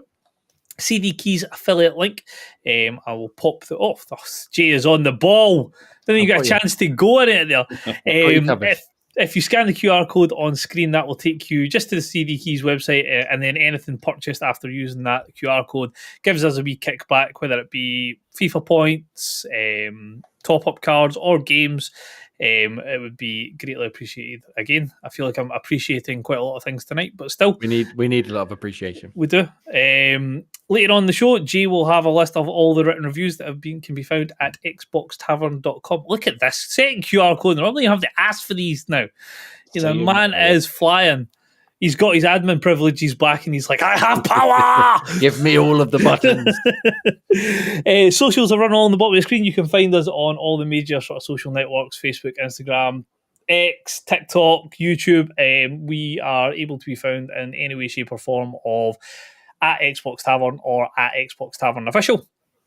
Discord, I have been slacking off greatly with my Guess a Game. I've sort of rebelled after last week in some games that were older than me, and I'm like, I'm not playing games when they're fucking older than I am, so fix it and then I'll come back to you. Have you done today's one, Jay? Of course I've done today's one because it's Sunday and I should have waited. I can't remember what it was, but I feel like it was a relatively easy one. You can do it in a second if you want once you finish the pluggles. Yes, I'll bring it up while you finish the pluggles. And last but by no means least, insert coin. Jay, what are you rocking tonight? I've got my wonderful Shenmue Tomato Store t-shirt. And again, that's it in reverse. Scan the QR code, take you to the Xbox Insert Coin website, and if you use promo code XboxXTVRN, you will get £5 off orders over £50. The stuff over there is fantastic. They're always launching new ranges, and some of the older stuff, especially like their Gears of War, their Rainbow Six, and their Mass Effect stuff. I am big fans of all of that. Yes, they have lots of tremendous stuff. I think, like I said last week, I think they've got some Last of Us stuff coming up, which I'm very tempted by as well. Yes, I have done today's one. So let me try and load it up without the adverts and all that sort of stuff. So if you're not familiar, S.T.A.L.K.E.R is like Wordle for video games, 6 pictures. They gradually get easier, and you have to guess the game. So here we go. Oh, we've got a special guest. Small person. Special guest. Hi, small person. Oh, okay. The game. No, okay, all right. Fine. No. Sure, play the same. Right, let me share the tab with you. The last thing you introduced to her was Joe Hendry, so I can understand why she's a bit hesitant. Either that or she's grabbing the headphones to go up and listen to Joe Hendry. Oh, she might be going to listen to Joe Hendry, Right, that's about as close as I think as I can get without. Why is it so being too- dark? Yeah, what's going on there, Jay? That's just how it is, I'm afraid. Oh, okay. That's okay. That doesn't make life very difficult in the slightest. Let me That's like one of consult those old my school bloody device. shoot gun, like Mad Dog McGaw or whatever it is, like that old school. Mad like, Dog real McCree. Yeah, Um, that's what it looks like. But then all I see is like a oh, actually, sorry. No, I didn't get today's one. Sorry. horrible picture of a tractor with ropes. Yeah, That's all I can make out. I've no idea. Yeah. Something Let's that'll- skip over, shall we? Ooh, yeah. Oh, 85% on Metacritic. What? that looks more like a mist kind of game, like a point and click. Oh, okay. I'm not sure if it is mist, but it looks very mist like. Might be a similar developer or I can't remember what else they did other than Mist. I know they did do other point and click games, but that looks very point and clicky. Skip. I'm just going to give you a heads up. But don't spend too long on trying it because I'm very surprised if either of you know what this is. All I right. never heard of it. Interest. I presume that's meant to finish saying very interesting. No, it's probably like a goofball translation. Isn't it? Very interest. Oh, okay. Nah, skip. First person fantasy horror turn based. What the fuck? That's a bit of a combo.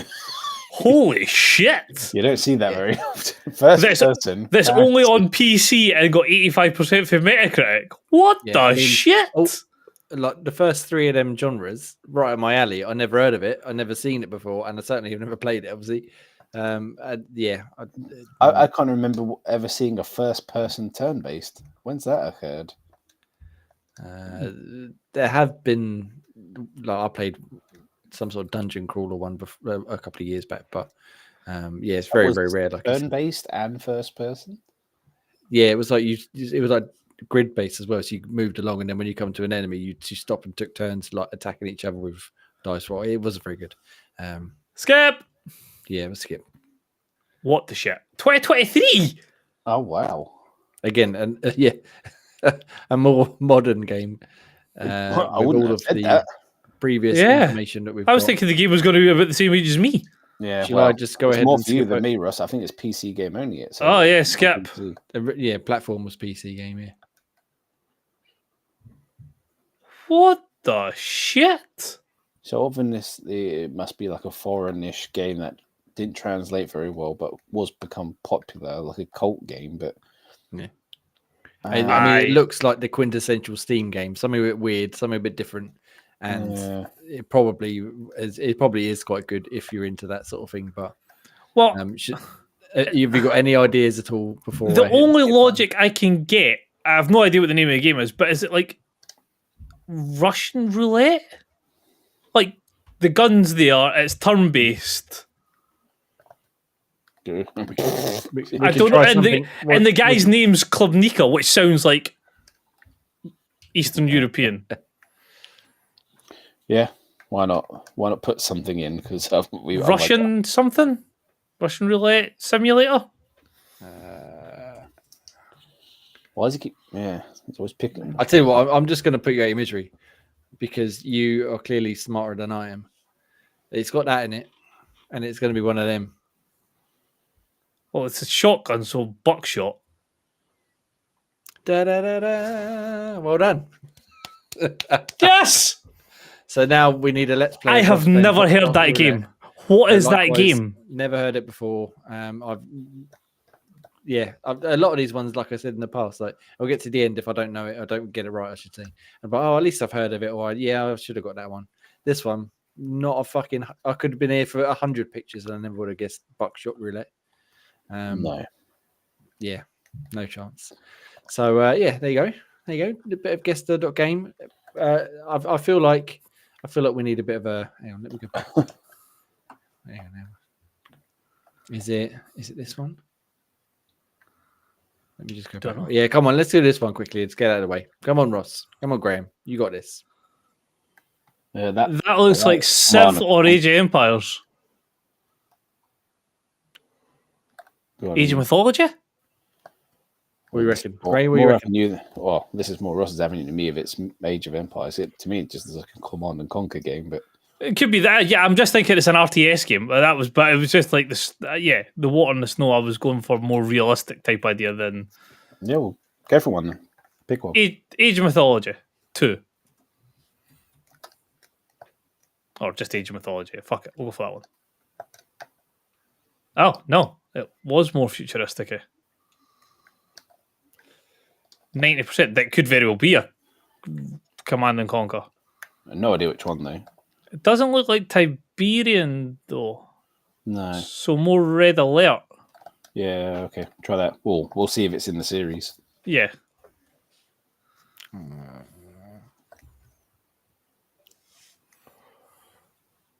So we got Command and Conquer, Red Alert. Yeah, go Red Go Alert. Red Alert. Yeah. Oh, yeah. Well done, lads. Well done. I joined you on that one. I got it on 2 as well. But Yeah. when I was going through the list, I'm assuming there's a Red Alert 2. Yes. In the list, it was Command and Conquer, Red Alert, and then blah blah blah. Command and Conquer, Red Alert 3, and then nothing else. I was like, where's the rest of them? I'm sure there's Red Alert too. too. There must be a Red Alert 2. I imagine there must be. Although the name doesn't ring a bell. Anyway, well done. We won't do any more. But even though there's some other easy ones that Ross has missed, that you should really know. I'll refrain from spending too much more time on. I'll go back and do all of them for you, Jay. You should go back and join me, because it's lots of fun every day. I love doing it, and we put results in Discord. So if you want to join the Discord, like the links and all that good stuff, join us and we can play together. And what isn't better when playing together, right? What's not improved by playing with your friends? Apart from Flint-locked, Siege of Dawn, obviously, because then you don't get achievements for playing with anyone. Because No, play them easy. Anyway, right, we've done video games we've been playing. We've done guess the game. We've done some pluggles. Let's do some quick rapid fire news, because we've been going very long again, because we need to get this out of our systems. We've missed out on too much time over the last few months. So the big one, really, other than the Flint-locked stuff, was that S.T.A.L.K.E.R 2 has been delayed yet again. It was originally delayed earlier this year to September 5th. And now it's been delayed to November 20th. And in a video, the trailer, which I did have, I've lost it now. They put up, the title of it was "Really Again," and a lot of the time you could think, yeah, really. But considering the war and shit going on in Ukraine and all the shit going on over there, as we said before, delay. Whenever you're ready is fine. You just make sure everyone's all right. So they say, we know you might be tired of waiting, and we truly appreciate your patience. These 2 additional months will give us the chance to fix more unexpected anomalies, or simply bugs, as you call them, shaping up to be everything we envisioned with the launch nearly here, and we're incredibly excited to share more with you. To give you a taste of what's coming, we're thrilled to announce a developer deep dive video, which will be released on Xbox media channels on August 12th. So yeah, we'll get a bit more of a deep dive coming in a couple of weeks, which I imagine was already planned anyway. But I mean, it's already there. They might as well shove it out and let people see this, which includes updates on exclusive. It's got interviews, lots of new footage, and a full video walkthrough of one of the game's quests. And then they say they can't wait for us to see it and get a comprehensive understanding of how. Can't wait to fucking play it. Yes, so Ross, I think I mean I'm quite excited to play it as well. But I'm Ross, fucking desperate to play it. The lead one here. Are you obviously going to be tuning in on August the 12th to watch that? Are you obviously you're disappointed by the delay, I imagine, but it is. Yeah, I mean, I can kind of. I'm willing to give them a lot more rope than I would be most other companies. They are starting to now get to the point where they're stretching a bit. They relocated to the Czech Republic a couple of years ago, so they're now at the point where the war is not affecting them as much as quite possible. I realise they'll still have like the emotional strain of families being back in Kiev and stuff like that. I understand that. I'm not. At least one of the developers actually was like killed in action. Yeah, as well. so I understand there's still a lot of that side to it, but it's just right now. It's like just give us. I would even be willing for you just to get the game out and then get a couple of patches later to fix these wee bugs. And it's like this is one of the few times where I'd be willing to accept a slightly buggier game just to get the game out, because we would be understanding of it. Yeah, they've got that card that they can play. Yeah, it's tricky because obviously they don't want to put on something that's intentionally broken. You know, we learned from Cyberpunk but as you said, like it's been so long since it's been announced, and originally supposed to come out and then delayed and delayed and delayed. But yeah, I mean, it looks good. I'll be interested to see more on August the 12th. See what they actually, how long they give us to show us off how long this particular mission is going to take, and any other bits and pieces. Graham, I don't feel like this is really floating your boat at all. Not massively. I was willing to give it a try, but if it's on Game Pass, etc. But not, haven't been keeping to tabs with it too much. But like I said, willing to give it a try. Yeah, well, it's always something else to put off before you play Baldur's Gate 3, isn't it? Only for that. Ross, have you gone back to play, because they recently released the first 3 on Game Pass? Or No. not Game Pass, sorry, on Xbox. I haven't went back to them. No. When I got this shiny new laptop, one of the ones I did initially look at installing was the first original S.T.A.L.K.E.R game, but yeah, ain't nobody got time for that at the minute. Not between everything else, but I do struggle going back the way to play games. As much as they are great, I do struggle jumping back. Yeah, so we've got a little bit more longer to wait for S.T.A.L.K.E.R 2. Not the end of the world by any means. It just means it'll be closer to things like Indiana Jones and Avowed and whatever else is coming out on every other platforms and stuff as well. So yeah, look forward to that. Again, Game Pass day one, so we get to be able to play it no matter what. Just means we've got to wait just a little bit longer.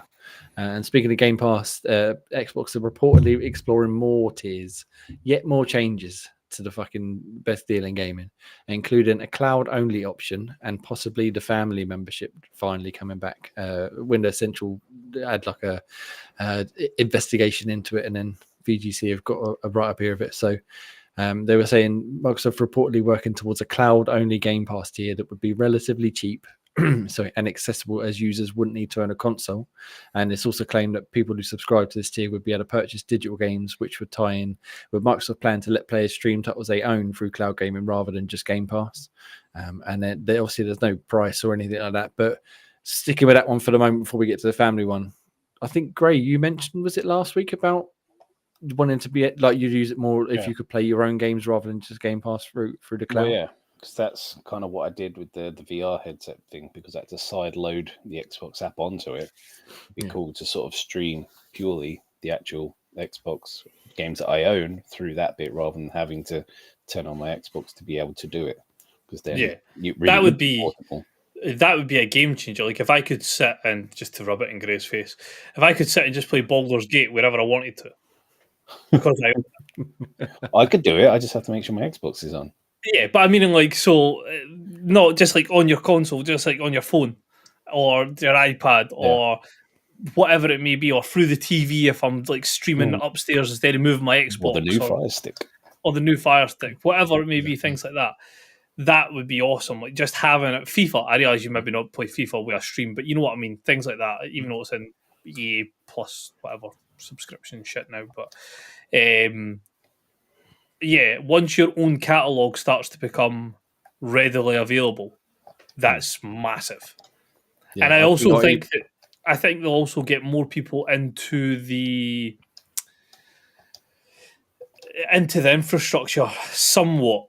So my mate, for example, has walked away from Xbox. There weren't enough big games coming out on it, and the ones that did come out didn't meet up to expectations. Redfall, whatever it may be. But I think if he has the option to, with a really good internet, still be part of my package, but he can then play games through his TV, Fire Stick, whatever it may be, using cloud gaming, but it's my games that I own, Baldur's Gate, whatever it may be, then that then gets him to at least go out and buy an Xbox controller. And then he might enjoy it, and he might then decide, actually, I would be willing to do X, Y, and Z to then stay in the infrastructure of Xbox, albeit out with the console space, which Xbox doesn't seem to be overly bothered about. Yeah, and it's just another way, and your mate as an example of that, but also, consoles are quite expensive. Yeah, if you got your kids, I really want to play Xbox. If they can just play any games, then you can just get a Fire Stick or something, and then they've got the best version. But for someone who just wants to play for their friends or whatever, it'll be perfect. You know, if you can play any game you like from your library, sort of thing, as well as the Game Pass stuff as well. Yeah, I think that will be another turning point of whether, excuse me, whether cloud gaming is really going to kick off or whether it's just going to shit the bed. Because until you can have, like you say, any game you want, basically, it's not quite as useful as like I would play a lot more if I had access to my full library, like when I'm doing reviews and stuff like that. Don't know, you know, the kids are on the console, whatever you. It'd be much nicer if I could just stream a game while I wait for them to get off of it, rather than having to, you know, find somewhere in the house that they're not taking up a screen and set up another console somewhere else. So yes, it's pretty cool. Well, that would be a very interesting way to see. And again, it'd be interesting to see how much they price that, whether because it's just Game Pass, like cloud gaming, whether it would be, you know, sub say $9.99 a month, maybe even less than that. If you're literally just because you're not really going to own anything, you're just going to be streaming everything. But it'd be interesting. But anyway, the family plan is a sort of friends and family plan as the name they got here. That could be coming back again. There's no price, although the testing they did, they say here, was $24.99 American dollars. I think it was 22 something in euros. They did it in Ireland as well for the test that they had a couple of years ago. But it's all sort of gone quiet then. Obviously, we've spoken about the family plan before. Everybody here would be interested in at least considering the idea of Definitely either teaming up or, you know, within our own sort of current game share and, you know, adding members in here and there. I mean, if it's £25 a month between 5 of you, fucking makes a whole world of sense, doesn't it? That makes yeah, it's like great value. Even for the fact that, as you're saying, you split that between even 3, it's still ridiculously good value.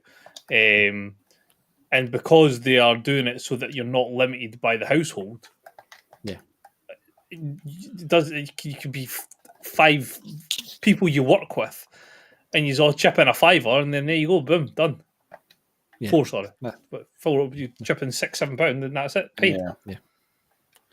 Let's see. That would be more interesting, I think, than the cloud one for us, just because it's something we might actually consider sort of upending what we've currently got and then going for that with like a different approach.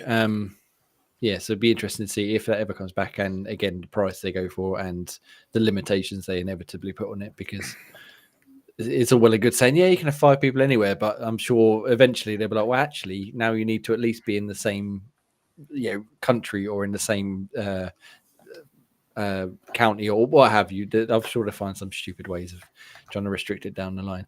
But there's one other one they add here at the bottom of the article, which I'm not such a fan of. And I probably, well, I wouldn't go for it anyway, but there was rumors of it. Sorry, it might not necessarily be a thing, but an ad-based tier. Oh yeah, Cheaper. Obviously, like Amazon Prime and Netflix and stuff have all got their ad-based tiers where you pay slightly less and you get bombarded with fucking adverts every 5 seconds. I can't think of much worse than having an ad-based Game Pass subscription where every half hour fucking I don't know, the fucking Durex puppy pops up and The Durex the Durex puppy. As I said it, I was like, wait, that's not the right word. That's definitely not the right one. Yeah, Jay's definitely being safe when he's violating dogs. Yes, it is. Definitely no such Durex puppy. Just as the R sound left my mouth, I was like, no, that's the wrong name. That's the wrong one. I've done it wrong. Thing is, when you talk it, so if it'll be fucking dogs, yeah, you're going to pay for the Game Pass subscription with ads. Be safe. You could have had the Andrex puppet. You could have had the Dulux dog. I was thinking Dulux. You could have had like either of the 2 of them. But not that Durex. I enjoyed a Durex puppy, and he's gonna be our new mascot, I think. Oh, that's a Photoshop waiting to happen. Oh yeah, I was gonna say, get the Photoshops out, please. Anyway, prophylactic dogs or not, I don't want adverts in my video games. Thank you very much. I'd much rather play in peace. Wowzers! Ouch. Oh, sometimes words are hard. It appears to be. But yeah, so I'm assuming neither of you would want adverts in. in your Nope. games. I Definitely mean, not no, those after for ones. fucking puppy Durex, no. Oh, imagine no, we don't need to imagine anything. Right, No. that's all the sort of main news we've got really. There, we've got a few other sort of rapid fire ones. I think tomorrow is the last day for the Xbox 360 marketplace, and then it's gone for good. Farewell. Gone for good. Farewell and adieu to you, fair Xbox 360 marketplace. Basically, you can still buy 360 games on Xbox One and Series X for backwards compatibility, but the actual 360 online store is going away. On VGC, they had a list of about 220 games which are going to vanish off of the Xbox service. But out of those 220 games, there's actually only about 25 games, I think it was, someone calculated, that are actually going to disappear that you can't buy anywhere else. And to be honest, the list of them, that you're not missing anything really. I did have a look on there the other day, just because there was one game, Backbreaker Vengeance. I don't know if any of you guys have ever heard of it. It's like an American football game using natural motion, like the physics. Fucking great game for the mobile. I've never played it on console, but mobile's brilliant. I really enjoyed the first one. The first one had like a really great demo, and I love playing that. But they seem to have completely delisted the first one, and now you've just got this sequel, Vengeance. And I played the demo again of that, but I didn't enjoy it as much as I'd hoped, so I ended up not buying it. That was the only one I was sort of interested in picking up. Have you got your 360 still kicking around that you might be tempted to go and buy something on?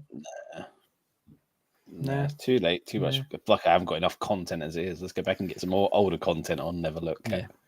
That's the problem, and that was a big reason why I ended up not picking up Backbreaker, just because I like the idea of it and I like the tech behind it, but the actual game I was just like, not bothered. And then everything else that's going away, like I said, I can get on other platforms. I've already got on other platforms, and the rest of it is just shit anyway. So you're not missing out on a great deal of stuff. But if should you so wish, obviously game preservation and all that is very important. But if you really want to go and buy old video games on 360, you got less than 24 hours at this point, I think, to do so. Call of Duty launching to Game Pass with Modern Warfare 3 and Season 5 for Warzone. I played a little bit of Modern Warfare 3. I don't like it very much. It feels like, and I know the reviews were quite slating on it for various reasons, but it just feels like a demo for Warzone. It doesn't feel like a traditional Call of Duty campaign. Like the opening bit is it looks very good, and the first like maybe 10 minutes it feels like a proper mission, and then you get into the next bit where you're in some base and you're being attacked as always, and it's what they call it, an open zone mission, and it's basically almost like a Warzone map that you can just run around and tackle objectives in any order, sort of thing. But that's not what Call of Duty. I want proper Call of Duty single player campaign where you're almost funneled down a corridor, but it's like set piece after set piece with awesome gunplay. The guns still feel pretty good to use, but gunplay, weird scenarios, all sorts of awesome action. And this, I turned it off and I've deleted it now because I'm not interested. And the actual like Call of Duty hub that it's all based in now is fucking dreadful. It's just like here's a battle pass, here's a seasons pass, here's skins you can buy, here's points you can buy. Here you can gift these to a friend. You want to play the game? No. First, we need to tell you all about how the battle pass works, even though you haven't bought it, and then show you what you could get if you do buy it. But also tell you can upgrade it if you don't want to do it. And so just fuck off and let me play the goddamn game. And then to get to Modern Warfare 3, I had to scroll down about 8 tabs and then across another 6 just to get to the single player story. Everything else was multiplayer, battle pass stores. So fuck off. I'm not in. Just fuck off. So yeah, not impressed by that in the slightest. I would like to play some of the other older single player stories, but yeah, Modern Warfare 3 can get in the fucking bin. And the final one, SAG-AFTRA gone on strike again. The voice actors in I think mainly America. I don't know if they include English actors. I'm not really sure. But that means current video games might be delayed because voice actors are on strike, so they're not doing any work. But it was not going to affect titles like GTA 6. Although I imagine GTA 6 is probably pretty much done with that side of things. So we might see some more big delays in the next year or so once this strike's over and done with, and they finally get back to earning the big bucks and making some video game stuff. Anyone got any thoughts on any of the quick rapid fire news there, or should we? We're going quite long in it, but any thoughts? Come on. I'm worried about the strike, just so I've seen how long films were getting pushed back, but hopefully resolved. Yeah. Apparently, they've been trying to resolve this for the last 2 years, and that's why they've gone on strike. Because last time they went on strike was about 3 or 4 years ago, I think it was, and that delayed a load of games. I forget specific ones, but it sort of had a big sort of ripple effect on games coming up. So I imagine we're going to see at least a few big delays. But yeah, we'll see. We'll see what happens. Cool. Well, that's all the rapid fire news that is good to know, and news and all that sort of stuff. Graham, when you're not trying to get Durex over puppies, Yes. what sort of pools have you got? What's your best pool? Yeah. So I hinted at it before. I don't know if Ross was able to guess who I was referring to. Oh, wait a minute, maybe. So he's 97 Give us rated. the clue. Yeah, give us the clues again, because obviously that was before we started recording. So he's a more popular icon even than R9 Ronaldo. He's probably the most sought after icon. He's so popular that even when they play their football tournaments, they even have a team named after him because he's that much of a popular icon. And I just checked him out recently. In FIFA. Okay. And he's still going for 8 million odd coins now. Despite the fact that they've been giving them out like candy. Despite the fact they've been giving them out like candy. So a very, very highly sought after. This has got to be one of the top, if not the top one, that's been looked out for. And see if Ross, what do you think it might be? It's the years that you're throwing me for. We probably stopped playing early 90s, I think. He then went on to be a manager, not very successfully. Does he have a very interesting hairstyle? Oh, he does. Gray is part of the Hullet gang. Rude Hullet. Oh, I know that one. Yeah. Wasn't too sure if you would, but he is probably the most sought after one. That's the one. Yes, he is. Look at that. That's the wild card I pulled earlier today. Wow on a fucking wow. So, yeah, I don't know if there's any more that's more expensive than that one, but that's got to be definitely one of the top 5 if it isn't. I can check that. Players, let me see. So, lowest to high, he is the 3rd most expensive after Pele and Ronaldinho. So there's the only 2 cards that are more expensive than him. That's what I pulled out, DJ. So I got a top 3 card. So nice. The reason why he's so good is because he can play like the striker and the centre midfielder, which is not common for a lot of their players can do. Yeah. He's an icon, which means he gives the chemistry, which means it helps enhance the other players around him. He's quite tall. He's about 6'3", is he? Something like that. Yeah, 6'3", yes. So he's very tall, very stocky, and so he's a big physical unit, and he's fast. So he literally is like a cheat code, basically. He's a big beast that can run everywhere and play pretty much anywhere and dominate. So, oh man, you imagine putting a shadow on him and playing him in the middle of the pitch? Wow. Yeah. So, well, at the moment, I did pull some other sort of kind of decently ones, but nowhere near this kind of. I got the Kolo Muani footies. He's like 97 rated as well. The Foot Birthday or the Make Your Mark? You make the top one, I think. Yeah, that. So he's pretty beastly as well. So I managed to pull him as well. And yeah, so I mean, like I said, they are, as Pete said earlier, giving them away like anything now. You see that even that value is not too much for a 97 rated striker. That's like super fast. But 99 pace and 95 shooting for a striker, you're fucking laughing. And 97 dribbling, so yeah. Pretty beastly. And so I've got a few of those, and nothing's going to top the Hullet pull. To get a top 3 pull, that's pretty decent. But then, as you say, we're in the closing months for this kind of game. You get an icon. You get an icon. You get an icon. But I mean, I dabble back into it to sort of. I managed to get myself to Division 2, so it's not bad, and it's just fun to get back into it every now and then. But having a character like that makes you go, I want to see what they play like a little bit. So yeah, it's fun doing the pools every now and then because you can get someone like that, and then you just want to trial them out and see how they fare. Nice. Well, that's so the new one's coming out or being revealed more.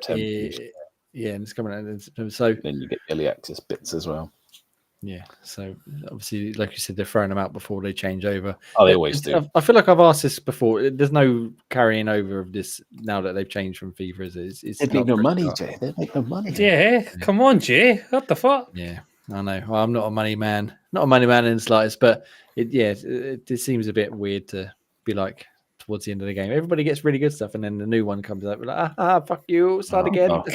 They're the kind of cards that like the people that do sort of FIFA streaming on platforms that will go, one of those kind of break the internet kind of pools to get a hullet like that. So, but at this late in the day, even it's a little bit of a, but it's just me. I mean, it's still awesome to get it, but as you say, it feels like it's like just could I not have got like his like prime icon card just like September. Yeah. That would have been like, oh my fucking god! But no, I don't do the championships enough for it to warrant any kind of super reaction. And but yeah, it's just nice to have, and as you said, fun to pull to get a top 3 card. That's ain't gonna get much better than that. Yeah, that's fair enough. Well, that's a very good pull, sir. I'm glad I'm leaving on a high for a few weeks, and I can go off and dream about Rude Hullet and his wonderful mullet that he's got going on. And does he have a mustache? I've already forgotten. Yeah, it's like a dread mullet. Yeah, nice. So I remember his name from the old Panini sticker books.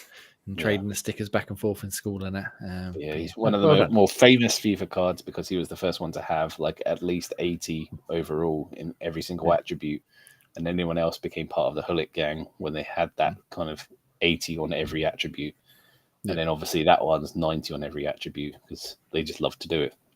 Yeah, that's fair enough. Well, enjoy playing with your cards, and Mr. Hullet, and hopefully he. Nice, awesome. All right, well, let's rapid fire into the end of it, shall we? Let's round this bad boy off. Ross, we've got things coming to Game Fast. I don't think anything massive has come.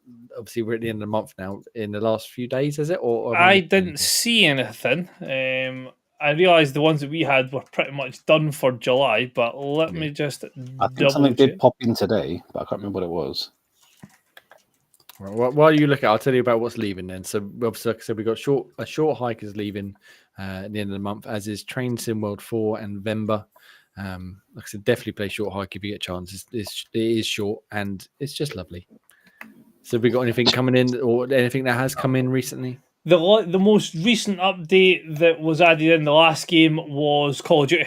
On July 24th. That was the most recent thing that was added. August hasn't dropped anything big. There is sort of ones that were predetermined with their release dates, which we've got anything of note for August that I can see so far. Let me just see. Not anything big as yet, but again, they've not released everything that's coming so far. Yeah, there'll be more information in a couple of days, I'm sure, once the month ticks over and they'll be like, and coming to Game Pass now, blah, blah, blah. So go check out the ones that are leaving. There's some decent ones like Dungeon Hinterberg and Flint-locked and Kanitsugami have come in recently as well. So yeah, you can go check them out should you so wish. But for now, I feel like we've done it, lads. We've made it. Boop, boop. Made it to the end. We've made it. Not just to the end, but any end is a good end. And on that note, I feel like we have a quick ad break. Oh, tricky. Quick ad break while we round off the show. So if you've enjoyed, no dogs are harmed in the making of this podcast. X-Pod Tavern, feel free to come and join us over here. Or like Ross said, membership, join the membership on YouTube. Go to xboxtavern.com. We've got plenty of reviews. I haven't read any of the ones we've done recently. We haven't had a great deal lately because like I said, it's been slow and winding down. But Graham, your review of Wizardry Proving Grounds of the Mad Overlord went up the other day. Yes, I saw that. Thank you. as did my Dungeons of Hinterberg review, Shin Megami Tensei 5 Vengeance review, and F1 Manager 24 from Special Guest Pete, and he gave it a whopping 9.8. So go read that review over there and enjoy his thoughts and opinions on that game. But for now, gentlemen, it's been a pleasure. I'm Jamie. You can find me at DNXAN, most places, Xbox, Twitter, wherever you want to look. Should you so wish. I don't blame you if you don't, but if you do, join me in the Durex puppies over there. You can find Graham at Green Reaper, and you can find Ross at Scottish Gruff. Thank you very much. We all believe in Joe Henry. It's been a pleasure. Farewell, and remember, hashtag be nice, you cunts. Durex puppies. Oh, fucking Durex. As if